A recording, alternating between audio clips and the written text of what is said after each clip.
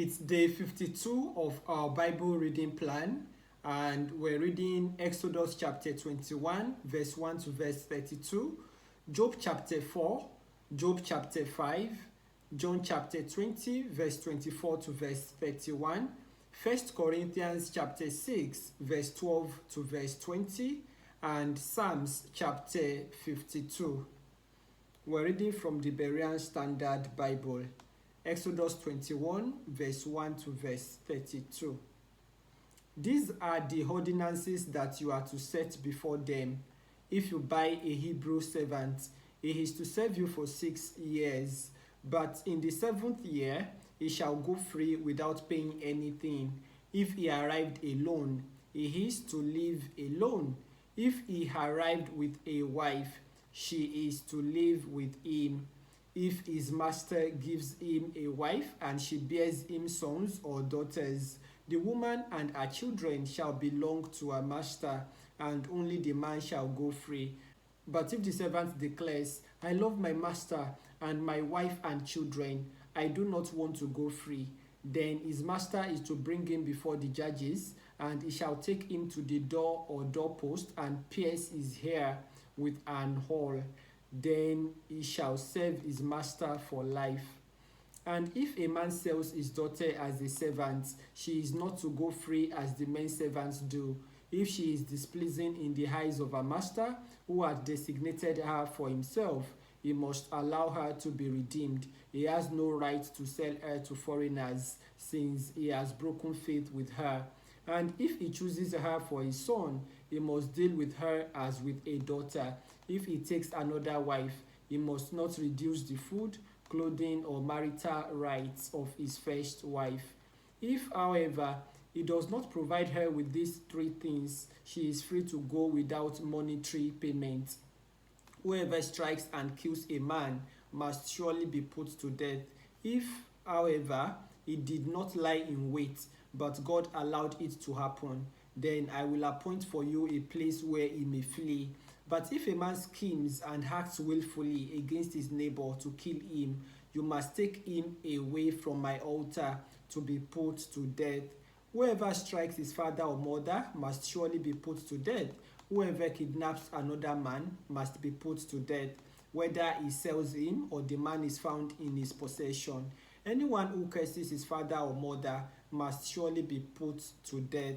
If men are quarreling and one strikes the other with a stone or a fist, and he does not die but is confined to bed, then the one who struck him shall go unpunished, as long as the other can get up and walk around outside with his staff. Nevertheless, he must compensate the man for his lost work and see that he is completely healed. If a man strikes his manservant or maidservant with a rod, and the servant dies by his hand, he shall surely be punished. However, if the servant gets up after a day or 2, the owner shall not be punished, since the servant is his property. If men who are fighting strike a pregnant woman, and a child is born prematurely, but there is no further injury, he shall surely be fined as the woman's husband demands, and as the court allows. But if a serious injury results, then you must require a life for a life, eye for eye, tooth for tooth, hand for hand, foot for foot, burn for burn, wound for wound, and stripe for stripe. If a man strikes and blinds the eye of his manservant or maidservant, he must let the servant go free as compensation for the eye. If he knocks out the tooth of his manservant or maidservant, he must let the servant go free as compensation for the tooth. If an ox gores a man or woman to death, the ox must surely be stoned, and its meat must not be eaten. But the owner of the ox shall not be held responsible. But if the ox has a habit of goring, and its owner has been warned, yet does not restrain it, and it kills a man or woman, then the ox must be stoned, and its owner must also be put to death. If payment is demanded of him instead, he may redeem his life by paying the full amount demanded of him. If the ox gores a son or a daughter, it shall be done to him according to the same rule. If the ox gores a manservant or maidservant, the owner must pay 30 shekels of silver to the master of that servant, and the ox must be stoned. So that's Exodus chapter 21, verse 1 to verse 32. Now we're reading Job chapter 4. Then Eliphaz the Temanite replied, "If one ventures a word with you, will you be wearied? Yet who can keep from speaking? Surely you have instructed many, and have strengthened their feeble hands. Your words have steadied those who stumbled. You have braced the knees that were buckling. But now trouble has come upon you, and you are weary. It strikes you, and you are dismayed. Is your reverence not your confidence, and the uprightness of your ways your hope? Consider now, I plead, who, being innocent, has ever perished? Or where have the upright been destroyed? As I have observed, those who plow iniquity and those who sow trouble reap the same. By the breath of God they perish, and by the blast of his anger they are consumed.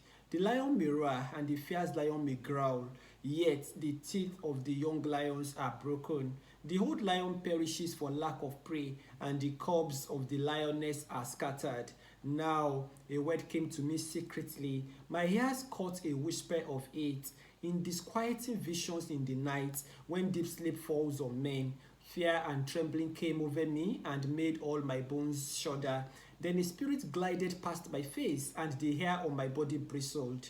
It stood still, but I could not discern its appearance. A form loomed before my eyes, and I heard a whispering voice. Can a mortal be more righteous than God? Or a man more pure than his maker?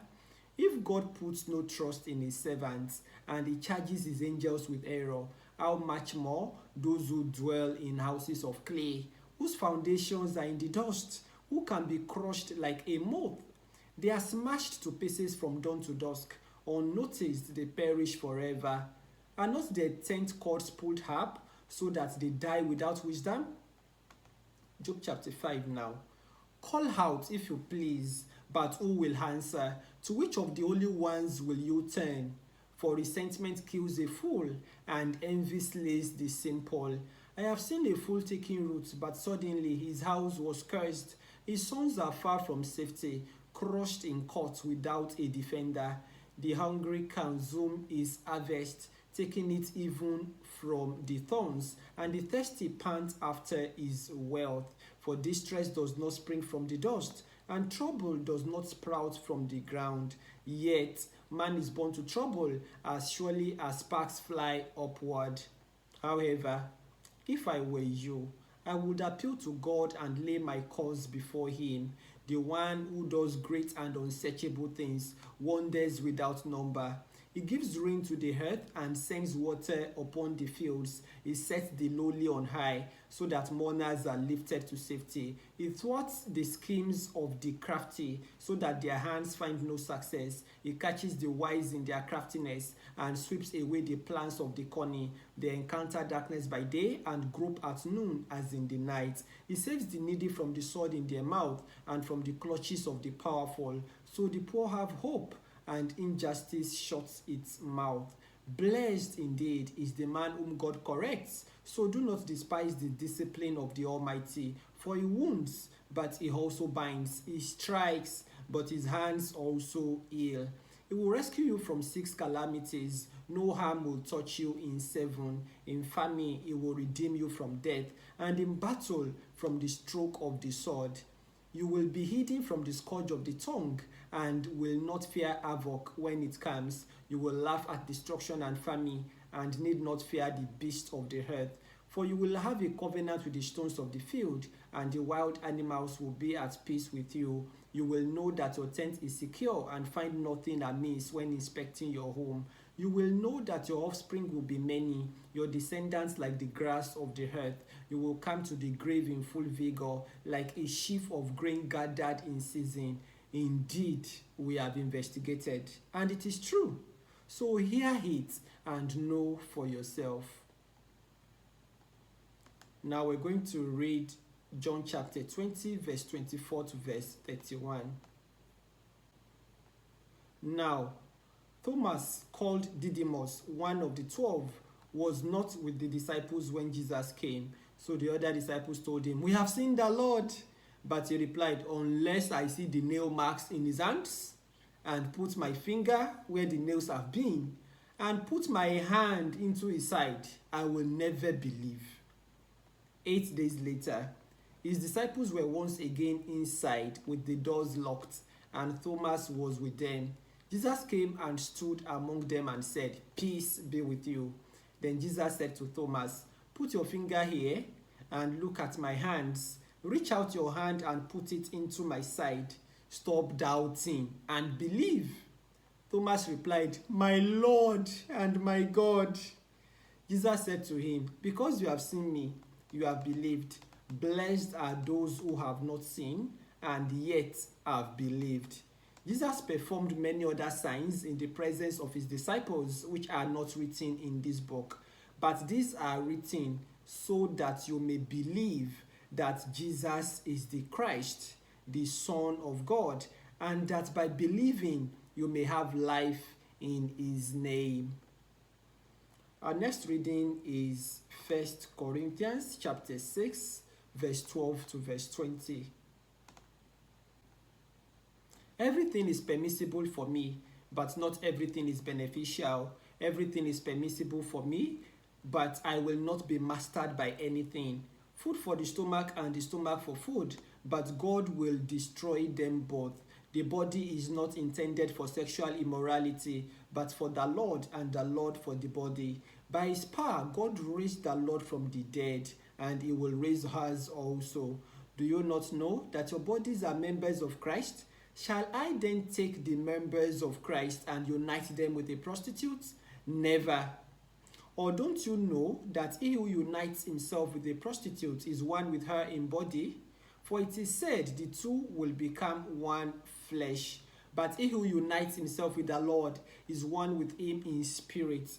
Flee from sexual immorality. Every other sin a man can commit is outside his body, but he who sins sexually sins against his own body. Do you not know that your body is a temple of the Holy Spirit who is in you, whom you have received from God? You are not your own, you were bought at a price. Therefore, glorify God with your body. Now we're going to read the book of Psalms chapter 52, which is our final reading for today. Why do you boast of evil, O mighty man?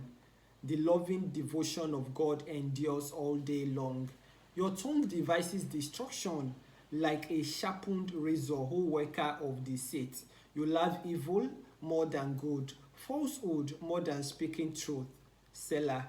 You love every word that devours, O deceitful tongue.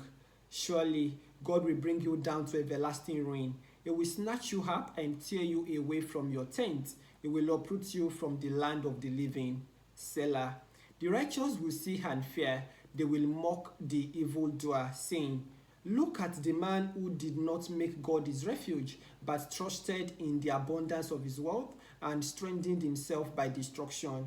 But I am like an olive tree flourishing in the house of God. I trust in the loving devotion of God forever and ever. I will praise you forever because you have done it.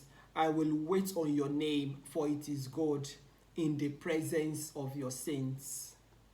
May the Lord bless the reading and hearing of his word.